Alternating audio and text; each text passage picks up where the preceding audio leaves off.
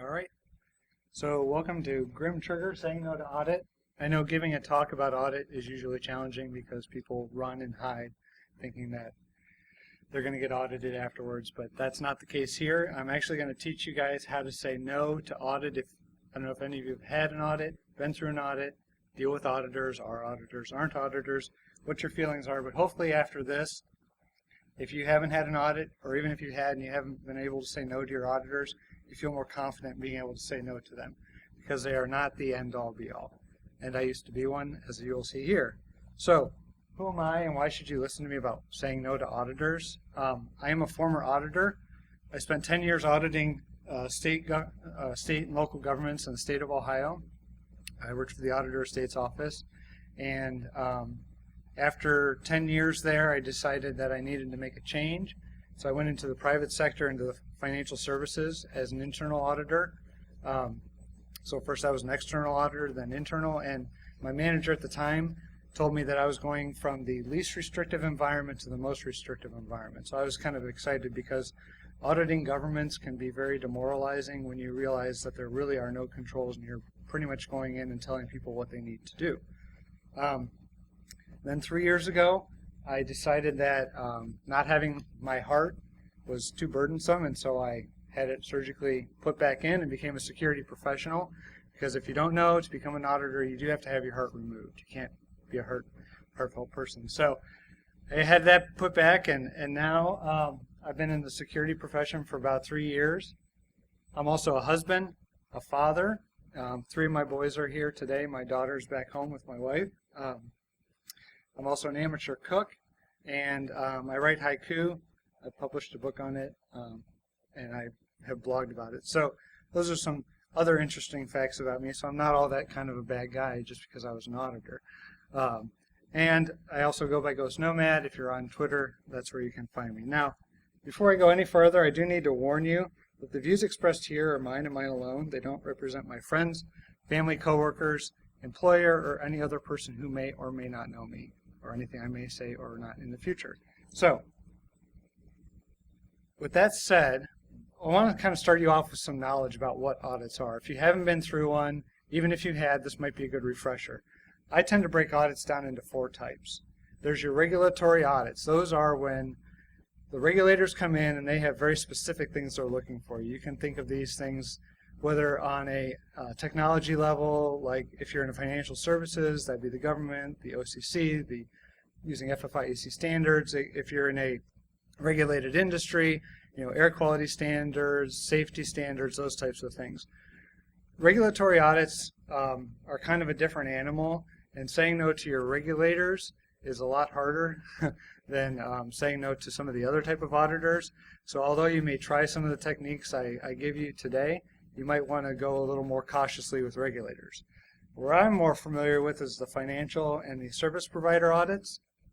In a financial audit, that's where somebody's coming in because your company sells stock or has people who invest in your company, and you have to provide accurate information as to what they're investing in. And so in a financial audit, even though it says financial audit, and those are your statements, you do have to have certain controls at a security level, and people are going to look at those controls. Service provider audit, if you're familiar with the SAS 70 or the SSAE 16, that's when you provide a service to several other companies. Probably the best example is like a payroll company. They do payroll for several companies. So somebody comes in, they audit specific controls around that thing that they're providing, and then they report back to the companies that use that service. And the reason is because then the financial auditors for that company use that to make decisions about your control environment over the thing that you don't do yourself. And finally, I kind of lump everything else into what I call compliance audits. This is like your PCI DSS, FSMA compliance, those types of things. Those are looking for a real specific thing. And again, compliance auditors might not be as forgiving as your financial auditors because they have a very specific checklist that they want to get through. They might be a little more forgiving than regulators, but they can still be not as much leeway there. So you want to tread lightly with your compliance auditors. So that's the way I classify audits, and it's important to know what kind of audit you're having before you do any of this other stuff. The next thing I want to do is kind of drill down into the footsteps of auditors, because they're going to use a lot of terms that you might not be familiar with. And if you don't know what they're saying to you, then you might be not understanding what they're asking for. You might not be giving them the right information. Of course, all this is going to lead up to how you're going to say no to them in the future. So some of the audit terminology that you'll hear is scope. That's probably the most important thing for you to understand if you're being audited, is what is the scope of the audit. And it's a very basic thing. It's what the auditors are looking for. So if you're having a financial statement audit, your auditors are coming in, they want to make sure that the financial report you're putting out is accurate. So any controls that may follow those numbers that get onto your financial report is within their scope. If it doesn't fall within their scope, they don't need to know about it.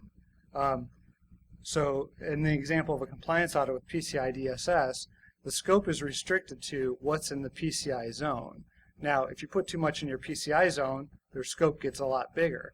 If you can really restrict just PCI data into a zone, then the scope of what they're looking at becomes a lot smaller, and they don't have to ask you as many things about different areas, and it's a lot easier to maintain your controls. Test the details. You won't hear this as much if you're on the technology side. This is more when they go in and they actually pull transactions and look at the detail of the transaction. This is going to be your CFO's responsibility on the finance side to get the information they need. Now, if it's electronically stored, they may come to you and say, hey, could you pull all these things? And this is literally looking at canceled checks and that type of stuff, going through a transaction in the system. So where you may need to pull data for somebody for this, a lot of times auditors aren't going to come to you for what they call their test of details. What you're really more concerned about as a security professional or technologist is what they call test of controls. Test of controls in an audit, you first look at controls, then you look at the test of details. By having good controls in your environment, they have to do less work on the details side. So they're really looking for, do you have segregation of duties? Do you have proper authorization of transactions? Are you properly limiting people to getting into systems? As security professionals, that's one of our biggest things, is access, authorization, and authentication. So they may be really coming to you and hitting you hard over, what are your Active Directory requirements over passwords and things like that. Those are the types of controls that audit will be looking for. And this is really where you're going to make sure that whatever your control standards are what you're doing, because that's where they're going to find the errors. And if you have controls in place that you've written down that you don't do anymore for a specific reason, you need to go back and remove those from your control documents, because auditors' scope, going back to the first term, should be limited to what management controls are. So if it's not a control, they shouldn't be looking at it unless you're lacking a very significant control. And at that point, then they would have a finding. Which leads into the last term that you're going to hear from audit, and that's your audit findings. And this is where everybody freaks out, because this is where auditors start to get their bad rap.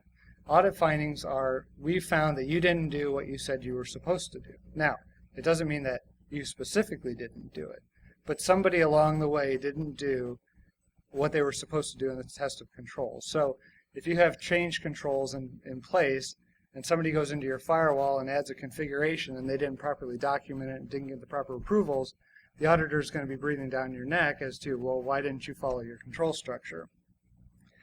There's three types of audit findings. The first audit finding is the worst, and this is really where you don't want to be, and that is what they call a reportable condition. As I said, auditors put out a report that have what their opinion is about your financial statements. And they can either say, we found nothing, the environment's great, you can trust the numbers that are in it, invest in this company. Which means we all get raises and bonuses and stuff like that, right? At least we hope. The second type is, well, we found some deficiencies, but we don't think they're significant enough that the financial statements are inaccurate. You're still okay here. You're still in good shape, but you're going to need to be fixing things, and investors are going to know what you did wrong. This may start to affect the way you're evaluated on your performance. The next level down is what they call a management letter finding. That's where they put a letter together and they give it to your management, whether it's your C-level management, whether it's your, at your department level, whatever. They're going to put together this thing that says, okay, these are things that you said you do, but you really didn't do it, but we don't think they're going to have an impact on the numbers that are in the financial statements. That's good, but you still have some things you need to clean up. You have a lot more leeway here as to getting things removed, as you did at the top level, where you have a little. It's going to be a little more tighter, and you're going to take a lot more convincing at the reportable condition level. And finally, there's what they call the verbal finding. That's where they're going to tell you, well, you said that when people are on vacation, they're not supposed to have access, and they had access. It really doesn't have an impact on the financial statements. It's really not that significant to our test, but you should really fix this. You still need to correct it because they're going to write that down in their audit notes, and they're going to check on it next year. But at least if you decide not to correct it, you need to document why. So when they come back, it's not going to be, oh, you forgot about it, now we're going to escalate it up to the management level. And if it was management letter level, you didn't document it, now we're going to escalate it up to reportable. So it's important, no matter what you do, with the final audit findings you do get, that you document what you did. So hopefully this terminology helps you with dealing with your auditors. There's a lot of other things that they're going to say and do, but at least these are the audit terms, if you will, that sometimes get lost. So before I tell you how to say no to your auditor, I want to explain to you the GRIM trigger. So about a year ago, I took a course on model thinking. And if you've ever done anything with modeling, it also deals with game theory. And probably the most notable game theory, the most iterative game that people hear about is the prisoner's dilemma. The idea that two people are locked in a prison, and if you give information on the other person, you'll get out with less time. If you cooperate and don't give information out, you're going to stay in the longest. So there's these different strategies for giving the other person up. So if I rat on you first, I can be more beneficial, but if we work together, it's probably the best benefit for both of us, and if we don't work together at all, it's just going to fall apart. Well, within these iterative games, there's a strategy called tit for tat. And what tit for tat says, it's very simple. And in most of these iterative games, the strategies are simple. Tit for tat says, I'm going to start the game by being nice to you. And in return, on your turn of the game, you're going to be nice back to me. Now, in the next turn, if I decide I'm going to stab you in the back, then on your turn, you're going to stab me in the back. The only way I can correct this is on the next turn then, being nice back to you, and then you'll be nice back to me. They found that tit for tat is probably the most successful game theory strategy on these simple games, these iterative games, out of any other game strategy. But what they don't take into consideration, and what they found out later, is this idea of the GRIM trigger. And what the GRIM trigger basically says is that once I do something to you that stabs you in the back, you will never be nice to me again. Doesn't matter how nice I be to you going forward, you will never, ever be nice to me until the game is over. This could have catastrophic results.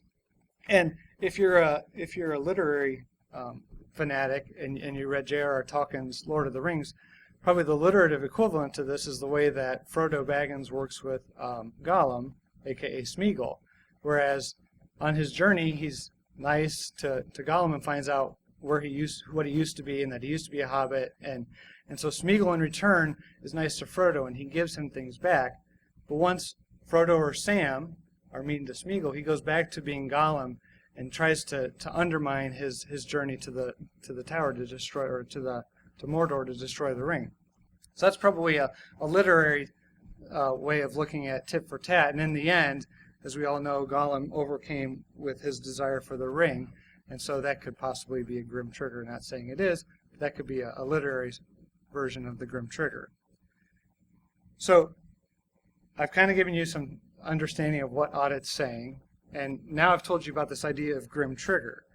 And the reason that's important in saying no to audit is because what we want to avoid when we say no to audit is that GRIM trigger.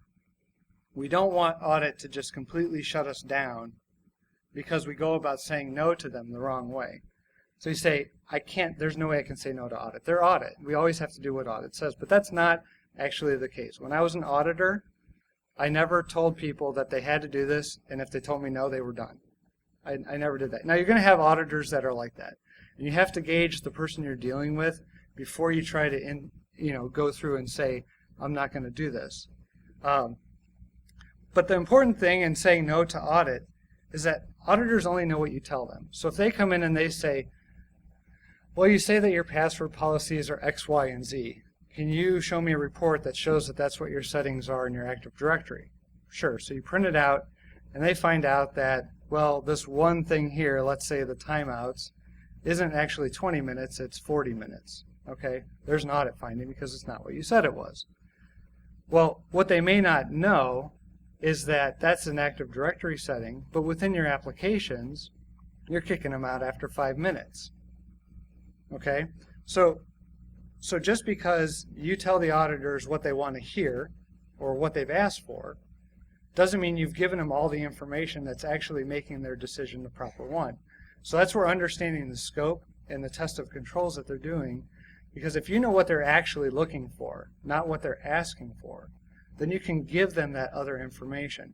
And that's actually an audit term I'll talk about here in a few minutes. So know your compensating controls, and actually that's what I'm talking about right now. So a compensating control is, I say that my password timeout is 40 minutes, but within my applications I'm doing a 5-minute timeout. That's compensating for the fact that your Active Directory is a lot higher.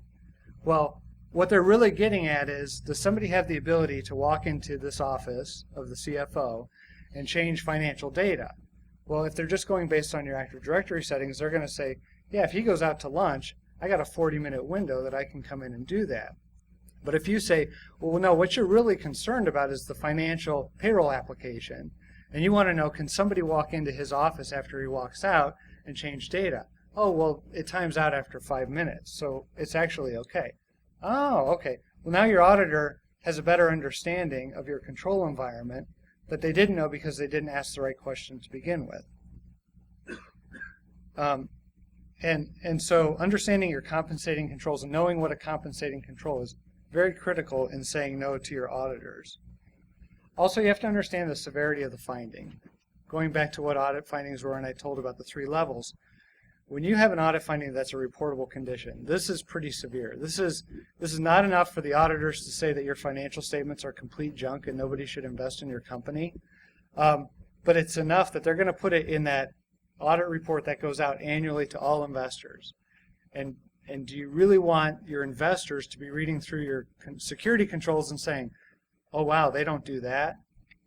Depending on your industry, that could be very bad. You know, if you're in a manufacturing industry and you don't have controls over quality control, that might have a huge impact on your company's ability to sell its product.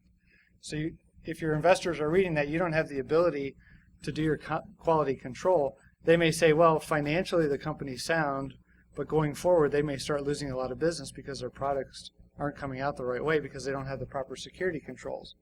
And if it's a security control, I can guarantee that the C-level is going to come to the CISO and say, which one of your people did this wrong? And then they're going to be headhunting for the person down in the totem pole that they can blame to get rid of.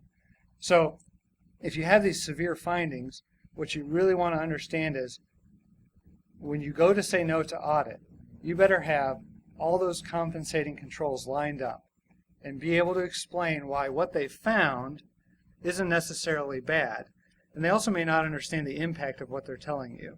So if they hear on the internet, you know, they're reading through an article about this vulnerability and it can give somebody the ability to do this, well, if you explain to them, well, yes, but, and then you go into why it's not as severe as what they read on the internet, then you have a better chance of them accepting your no, this is not an issue, than if you just say, well, you don't understand the technology. There's no way you could understand the severity of the impact. You know, that's not going to go over well. You're going to drop. And that goes to the last comment I have here about remaining calm and confident. You know, when you say no to auditors, and it's a very severe finding, they're going to be a lot more tense towards you. They're going to really focus in on what are your compensating controls. Because if you can't give me anything good, we're going to have to put this in the report. If you come in combative and a know-it-all, they're just going to shut you out. It doesn't matter if you're right or not. They won't listen to you. So it's important that you go calm and confident. Know that what your compensating controls are what they are, and that they meet and mitigate the issue at hand. That way, they're more apt to say, okay, I can see what you're saying, and it's probably not as severe. Now, that doesn't mean that they're going to wipe it away completely. They may say, okay, well, we had this reportable condition. Now we're going to make it a management letter finding because you do have the compensating control, but you didn't do what you said you were going to do. So it's a little less severe, and your boss is probably going to be a lot more happy that it's not a audit report finding as opposed to a management letter finding. So it's key to know what the severity of the finding is, the type of person you're dealing with, and then when you push back and say, well, no, you're not right on that because of this, that you have all the information and that you're willing to give it to them.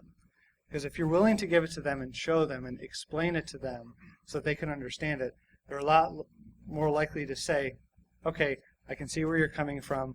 We can either wipe this away because, yeah, you're right, this does completely mitigate it, or at least we really want you to look at your controls that you've written down that you say you do and kind of fix those then. So that's where it may drop down farther even into like a verbal finding to say, we'll go back and rewrite your control standards.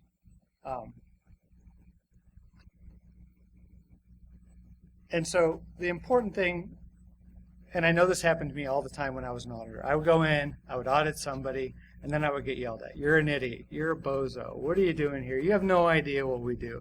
My boss is going to kill me. And you can come out as an auditor feeling pretty degraded.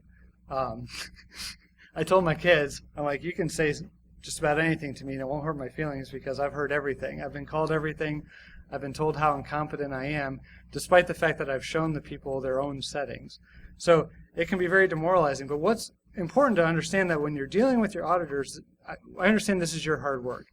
I mean, I'm on that side now too. I have auditors coming to me and telling me, you need to do this and why didn't you do this? This is your hard work. You've put your time and effort into it, and your boss is going to hear if the control that you're in charge of isn't working. But audits aren't personal. Your auditor, for the most part, 99% of the time, aren't coming in saying, Jeff, you did this wrong because I don't like you. That shouldn't be the case. If that's happening, then you need to talk to your management, and they need to talk to the management of their audit staff. It shouldn't be personal. It should just be about what you've done, what you said you were going to do, and then the fact that it didn't match up. And if you keep that in mind, when you're saying no to your auditors, you're not saying no to them personally. What you're doing is you're telling them why their understanding isn't accurate. And that's not a personal level thing. Auditors can't know everything the same way that technologists and security people can't know every aspect of security. So you have to remember that the guy coming in with the checklist who just came out of college doesn't really understand my systems. However, he doesn't understand them because nobody's taught him. The other thing is that don't just accept it because audit says it. I hear this all the time when I was an auditor. Actually, I had one audit that I was doing that I told the lady, we were having a finding because their teachers weren't submitting the proper forms. And she said, well, can you come in and tell them, because if they hear it from an auditor, they'll do it. And just because I'm an auditor doesn't mean it's right. I mean, if you can tell me why I'm not right, that's fine. But also, it shouldn't come from me as this is audit telling you to do it. I mean, these are your controls. You should be going to your staff and saying, hey, I told you need to turn in these reports. You're not doing it. Do your job, please.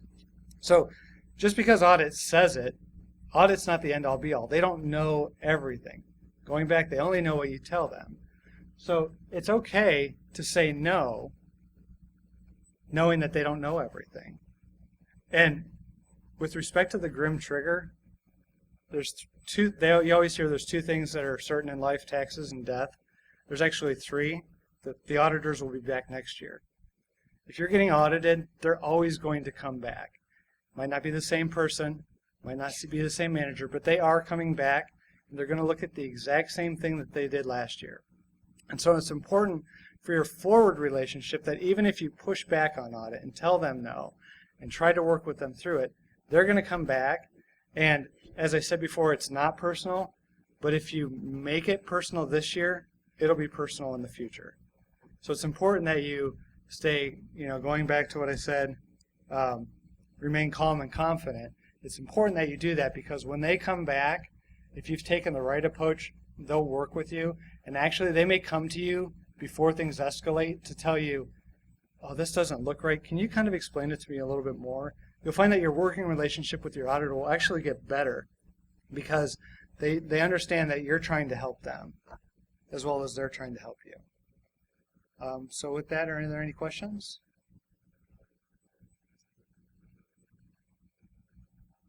All right. Well, don't be afraid of the auditors. That's all.